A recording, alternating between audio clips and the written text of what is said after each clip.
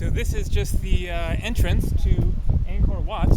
This is only one of the temple complexes within the very large area of the temples that are scattered around a huge area here outside of Siem Reap.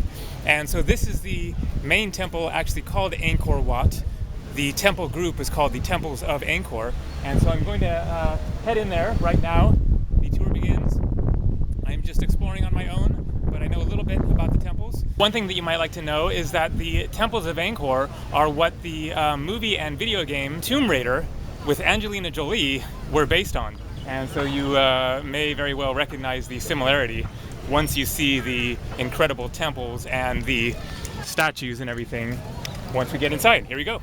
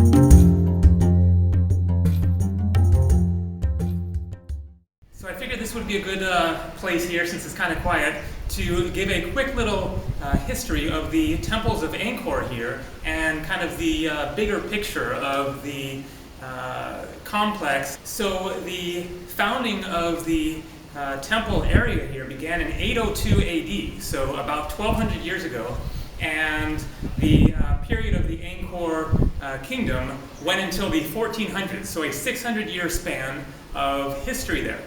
Now, they started out as Hindu temples, and towards the end of the Angkor era, then they eventually became Buddhist temples. Now, a very quick lesson on Hinduism and Buddhism, for those who might not know, is that Hinduism is, of course, the main religion of India. Hinduism and India are kind of synonymous at this time, but they were not always throughout history. Hinduism had spread much further than just India. For example, I've been to Kuala Lumpur, Malaysia, where you can go to Batu Caves, which is an amazing area of these caves you go under, and there are all these statues representing the Hindu gods, because Malaysia was also Hindu prior to it becoming Muslim, which it is now. Also in Indonesia, you have the island of Bali. Bali is Hindu, whereas the rest of Indonesia is Muslim. And so Hinduism had spread much further than just India. And so Hinduism is older than history. They literally don't know the origins of Hinduism. It is certainly many thousands of years before Christ that the Hindu religion came about. Whereas Buddhism, of course, is based on the Buddha, who lived in roughly 500 BC. And so the Buddha lived in Hindu India, in the same way that Jesus came along as a Jew in a Jewish culture, and then through his teachings, then a whole other religion arose. In the same way, sort of, then Buddha was within a Hindu civilization, and then Buddhism sprang forth from the Buddha and then went on to become its own religion. And so this area then had been Hindu, and then over the course of that 600-year history, then Buddhism took over, and so the temples then transformed into Buddhism. So this here, the temple that I'm walking towards, is the main temple of Angkor, called Angkor Wat. Wat means temple. But the greater area of the temples is considered the Angkor Temple complex, and it is very wide. So this is just one site. So I'm going to explore around here, and then I will hop back in the tuk-tuk, and then we'll see some more of the Angkor temples.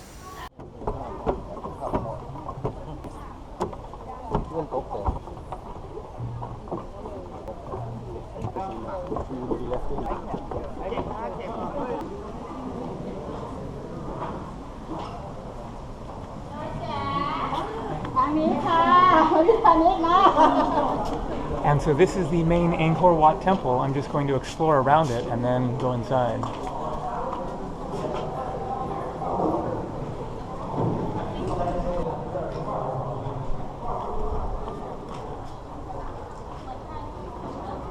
The Angkor temples were originally dedicated to the Hindu god Vishnu, which is a little bit unique because most Hindu monuments would be dedicated to Shiva. I'm not sure who is who in these carvings here, but there are three principal gods of Hinduism: Brahma, Vishnu, and Shiva. Brahma is the creator, Vishnu is the sustainer, and Shiva is the destroyer of the universe. A balloon out there.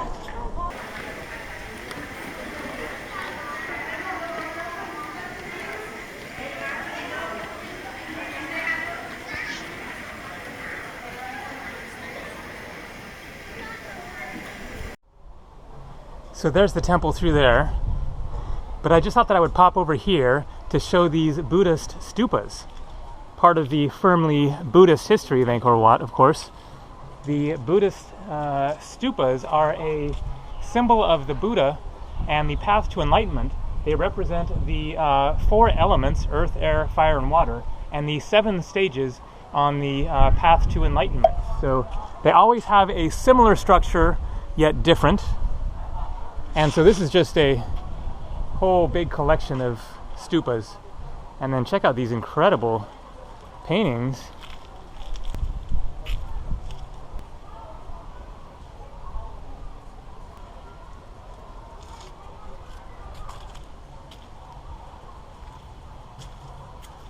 And now I'll get back to the temple and continue my exploring around it and then go inside.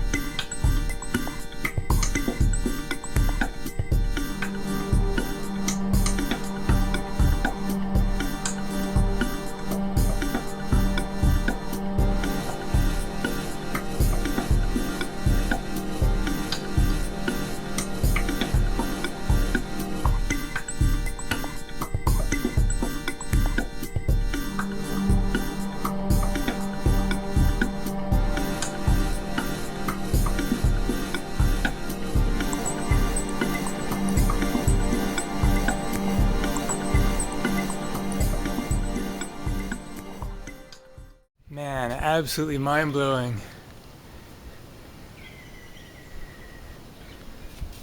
Apparently the construction of this temple site involved 300,000 workers and 6,000 elephants, as you can imagine.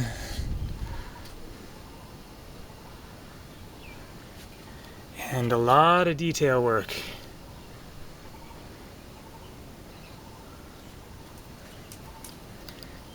Nice to find a spot away from the crowds.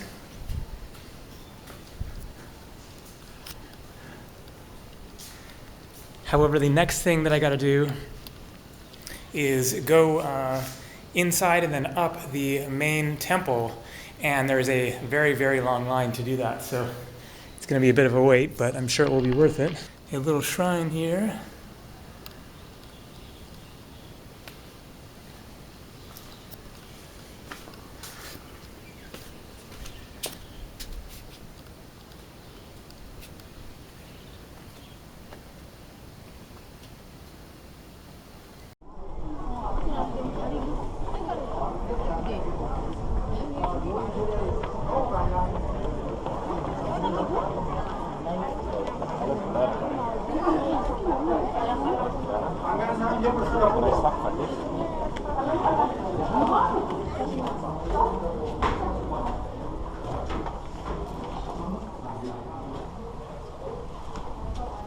And so I'm now inside the central temple of Angkor Wat here. This temple was planned and constructed by Suryavarman, one of the Khmer kings in the 12th century. So 1100, so more than 900 years old.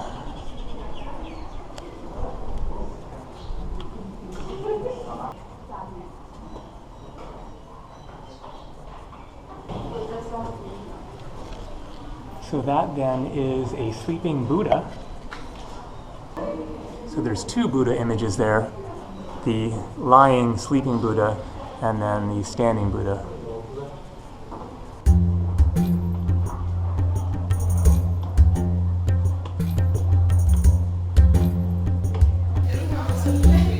Another image of the Buddha here.